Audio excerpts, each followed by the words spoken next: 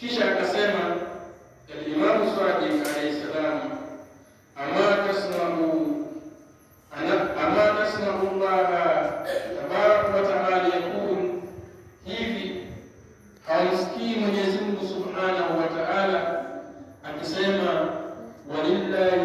izzatu walirasulihi walilmu'minin.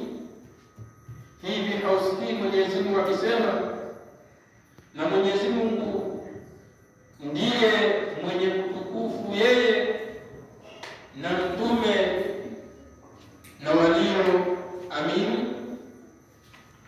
Kwa hivyo Imam alayhi salatu wassalam anatuambia kuwa utukufu ni sifa ya muumini. Muumini yote aliyemwamini Mwenyezi Mungu Subhanahu wa Ta'ala, aliyemsadikisha Mwenyezi Mungu Subhanahu wa Ta'ala, akamsadikisha Bwana Mtume sallallahu alaihi wa alihi wasallam, katu hawezi kubali unyonge wala hawezi kubali kudhalilishwa.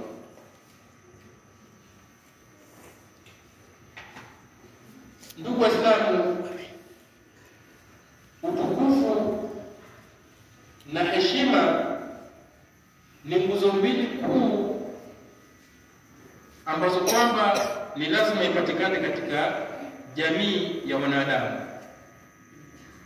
Utukufu na heshima ni nguzo mbili kuu ambazo kwamba ni muhimu ipatikane katika jamii ya binadamu. Na ikiwa hivi vitu viwili, al-izza na al-karama, al-izza utukufu na al-karama heshima, ikiwa itakosekana katika jamii, basi hiyo jamii itakuwa ni jamii ambayo kwamba itaishi katika kutegemea. Utukufu na heshima ikikosekana katika taifa, katika umma, basi hiyo umma itakuwa ni umma yenye kutegemea kila kitu. Kwa sababu gani? Kwa sababu wao wanajiona kuwa ni watu ambao kwamba hawana nguvu, kwa hivyo wanakubali kuwa wanyonge. Ukiona nchi nyingi katika nchi za Kiafrika ni wanyonge sana katika mbele za nchi ambazo kwamba ina amani, kama nchi ya Kiamerika. Nchi zetu za Kiafrika inakuwa mnyonge mbele ya viongozi wa Amerika au viongozi wa Uingereza. Kwa sababu gani? Kwa sababu sisi tumejidunisha, tukajiona kuwa sisi hatuwezi. Tumejidhalilisha, tukaona kuwa sisi hatuwezi. Kwa hivyo hizi nguzo mbili, heshima na utukufu, ikitoweka katika jamii, basi hiyo jamii itakuwa ni jamii tegemezi. Inategemea kila kitu kutoka kwa wale ambao kwamba wana uwezo. Na ikishafikia hapo, basi hiyo umma itakuwa ni umma ambao kwamba imeanguka. Hiyo jamii itakuwa ni jamii ambao kwamba imeanguka, haiwezi kufikia katika malengo ya juu. Sasa Bani Umayya waliposhika madaraka, na Bani Umayya wameshika madaraka kitambo, si wakati wa Muawiya na Yazid ibn Muawiya. Wameshika madaraka kuanzia zama za nani? Uthman ibn Affan. Uthman ni Bani Umayya. Waliposhika madaraka, wale wa kwanza kama Uthman ibn Affan, yeye hakutoa kucha, lakini aliyekuwa anatoa kucha ni nani? Abu Sufyan. Alipopata Uthman ibn Affan ukhalifa, akamwambia Uthman, talakku fil qurrati al-qadam, basi hii ukhalifa ipasieni nyinyi kwa nyinyi, Bani Umayya kwa Bani Umayya. Yani mtu akipata mpira, ikiwa ni wachezaji timu moja, wanapasiana wao kwa wao, sio? Wanapasiana wao kwa wao, wanachezeana wao kwa wao, ili washinde ile timu ambayo kwamba wanacheza dhidi yao, sio? Sasa Abu Sufyan akamwambia Uthman, hii mpira ambao umepata ya ukhalifa usimpe pasi mtu mwingine, usimpe pasi mtu mwingine. Ukitoka wewe Muawiya, akitoka Muawiya Yazid, akitoka Yazid mwingine, Bani Umayya kwa Bani Umayya, wapasieni Bani Umayya kwa Bani Umayya. Sasa Uthman yeye hakutoa kucha, aliyekuja kutoa kucha ni Muawiya, lakini yeye pia hakuzidi katika kutoa kucha. Muawiya alitoa kucha, lakini hakuzidi katika kutoa nini? Kutoa kucha.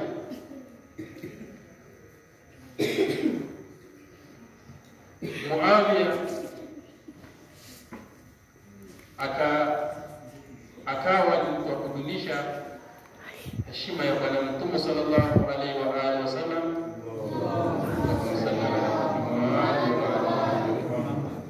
heshima ya Imam Ali alayhi salam, heshima ya Imam al-Hasan alayhi salatu wassalam. Tunaona mpaka wakaanzisha kumlaani nani? Imam Ali alayhi salatu wassalam, ambaye alikuwa ni muumini wa kwanza katika waumini wanaume waliomwamini wa kwanza Bwana Mtume sallallahu alaihi wa sallam ni Imam Ali. Akawa shakhsia yake inachezewa, akiwa analaaniwa Imam Ali alayhi salam. Wafundishwa watu wa Muawiya kulaani nani? Imam Ali alayhi salatu wassalam. Mara ya kwanza walipopata Muawiya hakudhihirisha sana kwa Bwana Mtume sallallahu alaihi wasallam, bali alikuwa amemlenga sana nani? Imam Ali alayhi salatu wassalam. Akawa analaaniwa Imam Ali alayhi salam, wafuasi wake wakawa wanawindwa na kuuliwa wafuasi wa Imam Ali alayhi salatu wassalam.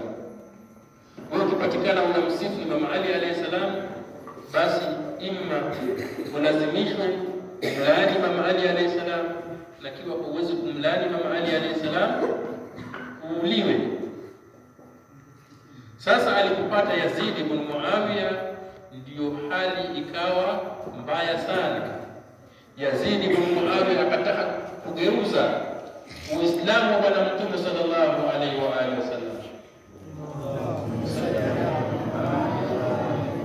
akataka kugeuza mafundisho mema ambayo kwamba Bwana Mtume sallallahu alaihi wa alihi wasallam alikuwa amefundisha kwa muda wa miaka 25. Ya kwanza walivua heshima ya umma ya Bwana Mtume sallallahu alaihi wa alihi wasallam. Allahumma salli ala Muhammad wa ali Muhammad. Mungu anasema lakad karramna bani Adam, na tumemtukuza mwanadamu, tumempa mwanadamu heshima. Sasa hii heshima ambayo kwamba Mwenyezi Mungu Subhanahu wa Ta'ala aliwapa wanadamu, hii utukufu ambao kwamba Mwenyezi Mungu Subhanahu wa Ta'ala aliwapa wanadamu, na hasa umma wa Mtume sallallahu alaihi wa alihi wasallam. Allahumma salli ala Muhammad. Wakaanza kuzifua hizo heshima. Mwenyezi Mungu anasema kuntum khaira ummati, umma wa Mtume sallallahu alaihi wasallam, kuntum khaira ummatin ukhrijat lin-nas, mlikuwa umma bora ambao kwamba imetolewa kwa watu, ta'muruna bil ma'ruf, mkiwa mnaamrisha mema na mnahauna anil munkar. Hiyo heshima ya kuamrisha mema na kukataza maovu ikaanza kuchukuliwa katika umma wa Mtume sallallahu alaihi wasallam. Bani Umayya Yazid akatoa hiyo heshima na utukufu kwa umma wa Mtume sallallahu alaihi wasallam, na wakachezea shakhsia, wakadunisha shakhsia ya Bwana Mtume sallallahu alaihi wasallam. Allahumma salli ala Muhammad. Shakhsia ambayo Mwenyezi Mungu Subhanahu wa Ta'ala anaisifu akisema laqad kana lakum fi rasulillahi uswatun hasanatun liman kana yarju Allaha wal yawmal akhir. Hakika mimi nayo mwazajema kwa Mtume sallallahu alaihi wa alihi wasallam. Hii mwazajema wakawa wanataka kujua kwa Mtume sallallahu alaihi wa alihi wasallam. Hii mwazajema kwa Mwenyezi Mungu amesema wakawa wanataka kuitoa.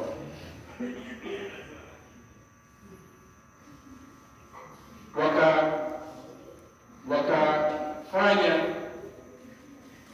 vitu vyao na kubadilisha mafunzo ya Bwana Mtume sallallahu alaihi wa alihi wasallam, wakamfanya Bwana Mtume kana kwamba ni mtu kwamba anafundisha mambo ya ndani, kumwasi Mwenyezi Mungu subhanahu wa ta'ala, na wakamfanya Bwana Mtume mtu wa kawaida, hana thamani. Mtu wa kawaida hana thamani.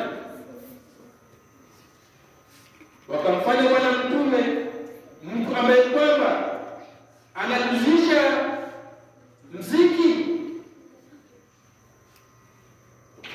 kwa sababu walikuwa wanaleta vitu vyote hivi, vitu vyote ambavyo kama ni haramu wanaviweka kwa nini ni halali. Vile vitu vyote ambavyo kama ni haramu, vile vitu vyote ambavyo kama ni viovu wanavibadilisha kwa nini halali, wanaviweka kwa ni halali, wakiwa wanahalalisha muziki, michezo ambayo kwamba haifai, burudani ambazo kwamba hazifai, kamari na vinginevyo ambayo kwamba ni haramu, wakaifanya kuwa ni halali. Walichezesha shakhsia nani? Bwana Mtume sallallahu alaihi wa alihi wasallam, kuwa yeye ndiye analalisha vitu hivi. Amefundisha kuwa ngoma ni halali, muziki ni halali, kamari ni halali, zinaa ni halali, kuua ni halali. Ndio maana napata miaka ya nyuma, sasa katika nchi yetu ya Kenya, ukipata Mkristo wataka kumsilimisha au unamlingania aje kwenye Uislamu, anasema hii dini ya kuwaua, hii ni dini ya kuwaua. Kwa sababu gani? Malishababu walikuwa wanaingia kwenye sehemu tofauti mpaka university, wanachinja watu ovyo.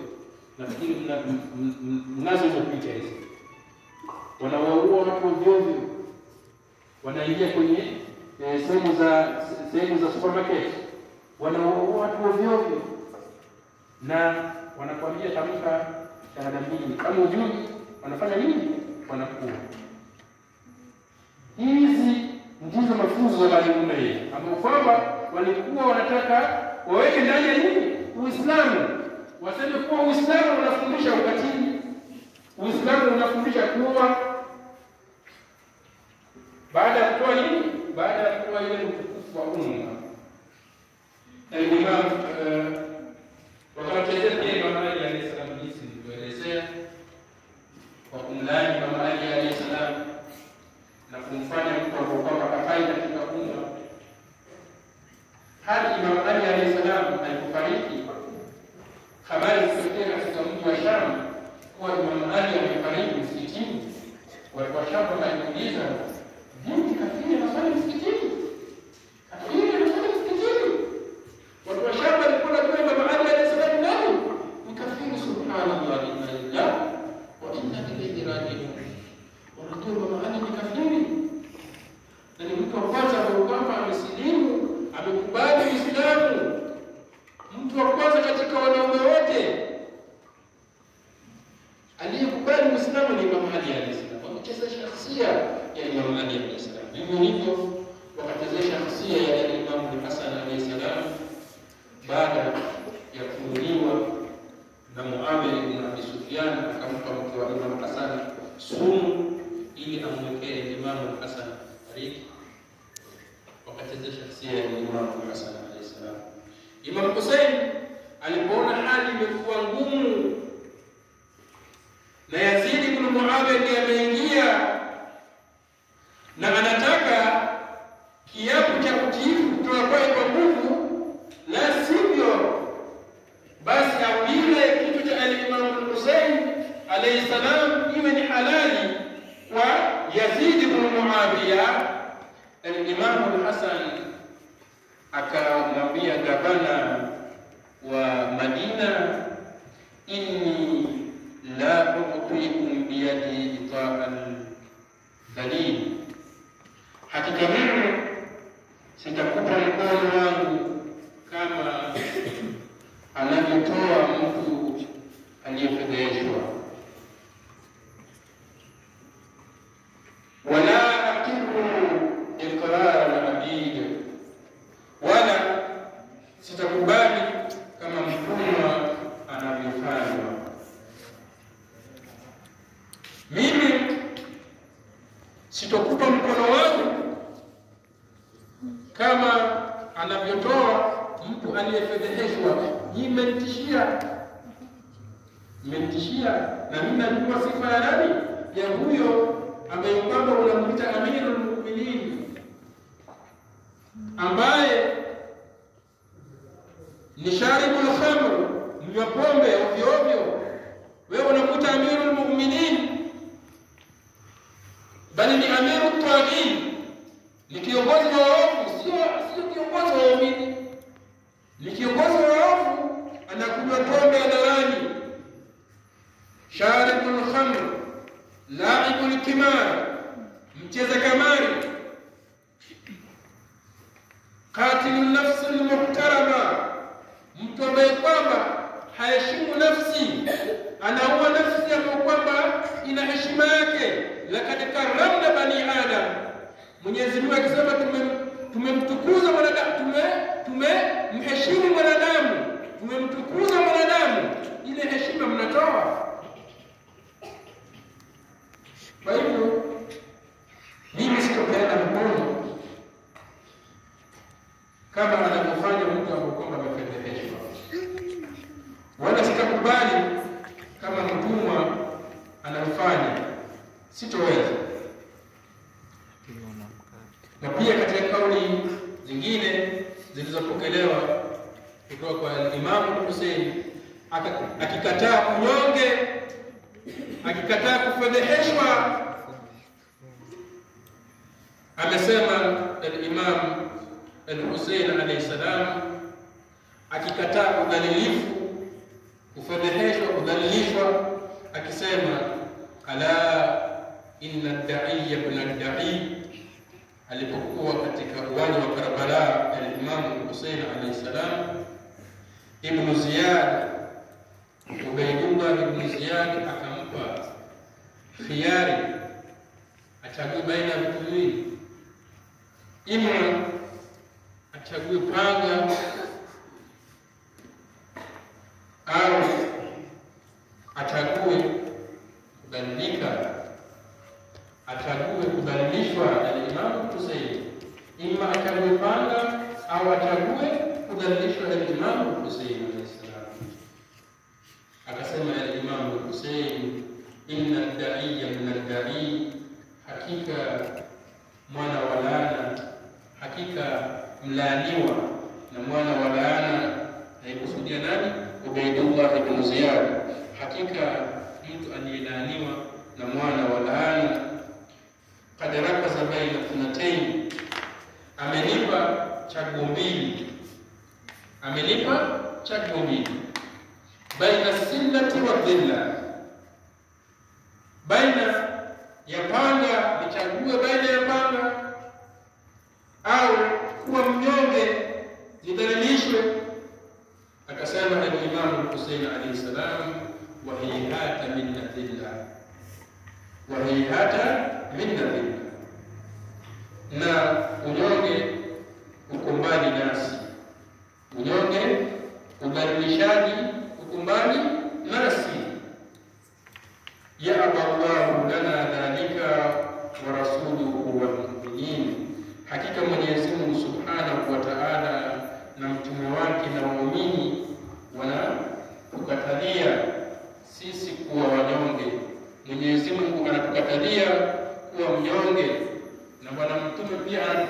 wanatujalia kuwa wanyonge, na waumini pia wanatukatalia kuwa wanyonge. Kwa sababu gani?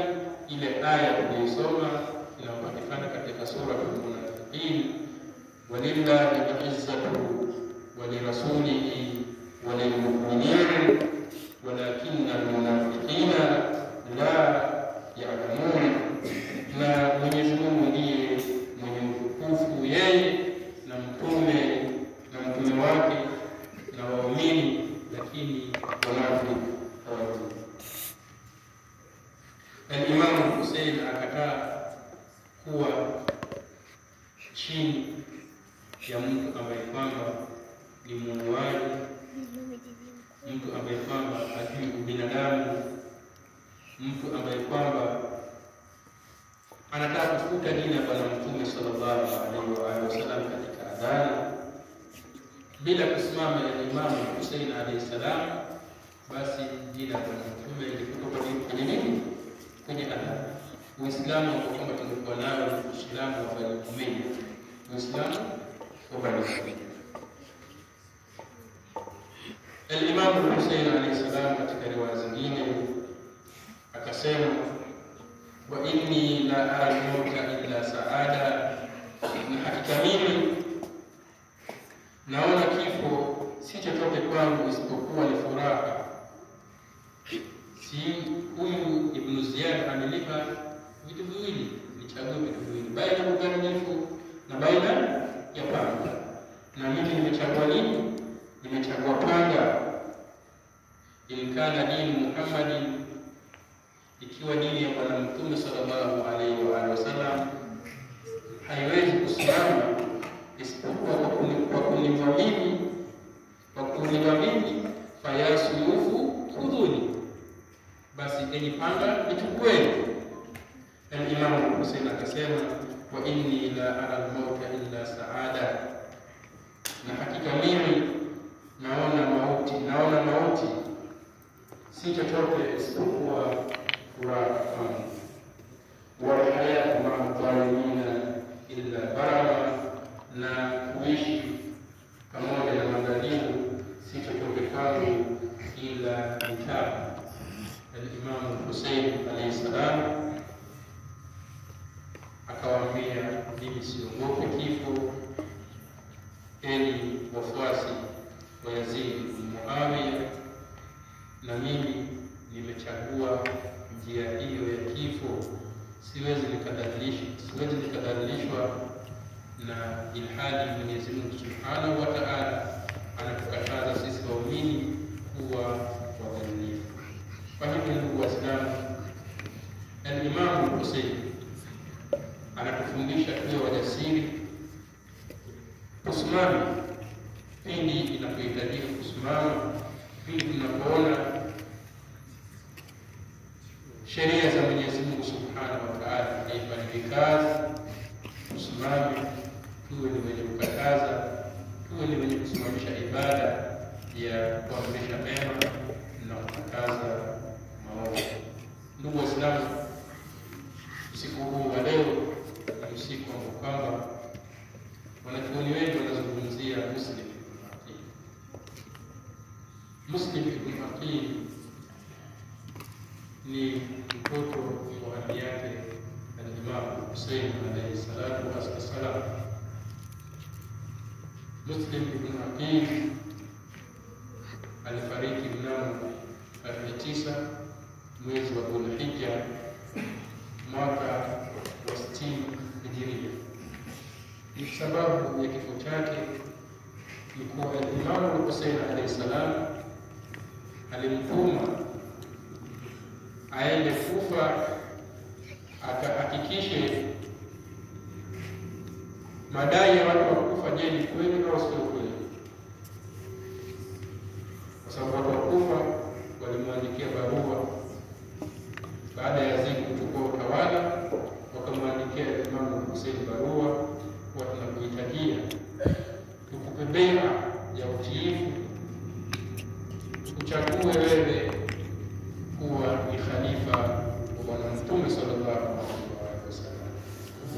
Allahumma salli ala Muhammad wa ali. Akatuma na Imam wake, na alipofika katika mji wa Kufa kweli akahakikisha kuwa madai ya watu wa Kufa ni kweli. Wote wameandika barua wanahitajia Imamu Hussein alayhi salam awe ni kiongozi wao. Akachukua kiapo cha utiifu kutoka kwao. Takriban watu wengi katika mji wa Kufa 10,000 na zaidi wakampa Imam Muslim ibn Aqil kiapo cha utiifu kwa ajili ya Imam Hussein alayhi salatu wassalam. Lakini Bani Umayya waliposikia kuwa kuna Bani Hashim ambaye kwamba anaitwa Muslim ibn Aqil yuko Kufa anachukua kiapo cha utiifu kwa ajili ya Imam Hussein, wakamtuma mtu ambaye kwamba anaitwa Ubaydullah ibn Ziyad rahmatullahi ta'ala. Ubaydullah ibn Ziyad mnyama akaingia katika mji wa Kufa akiwa amejitanda na kuvaa kilemba kama vile Bani Hashim wanavyovaa kilemba cha green, kilemba cha kijani kibichi. Sasa alipoingia katika mji wa Kufa, watu wa Kufa wakadhani ni Imam Hussein alayhi salam ameingia kwenye mji wa Kufa. Baadaye ndio wakakuja kugundua kuwa huyu si Imam Hussein, bali nani? Mnyama ambaye kwamba anaitwa Ubaydullah ibn Ziyad. Alipoingia katika mji wa Kufa, wa kwanza kumtafuta ni Muslim ibn Aqil. Akamtafuta Muslim ibn Aqil na ili ampate Muslim ibn Aqil yatafuta wale wa karibu na wale mashia ambao wanamsifu Imam Ali alayhi salam.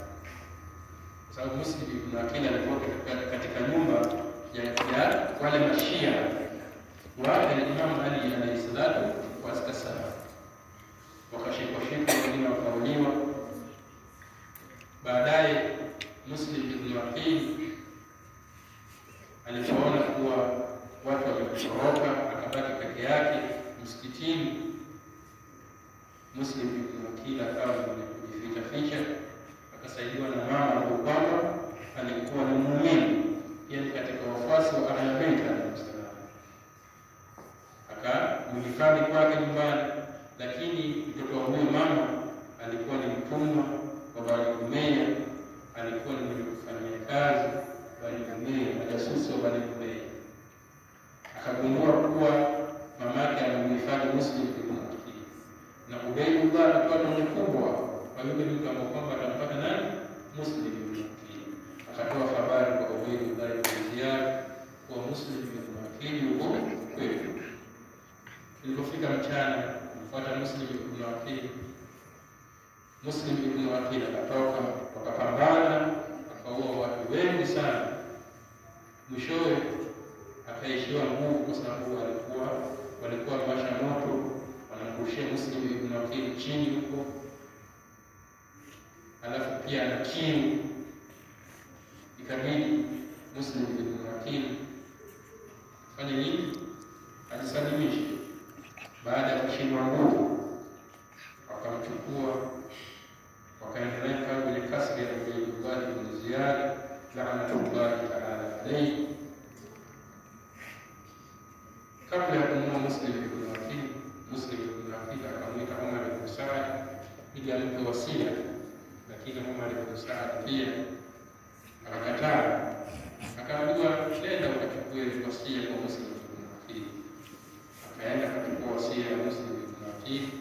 Mwishowe wakampandisha kwenye ghorofa, wakamua Muslim ibn Aqil, na habari za kifo cha Muslim ibn Aqil ikamfikia Imam Hussein akiwa njiani akielekea katika ardhi ya Kufa.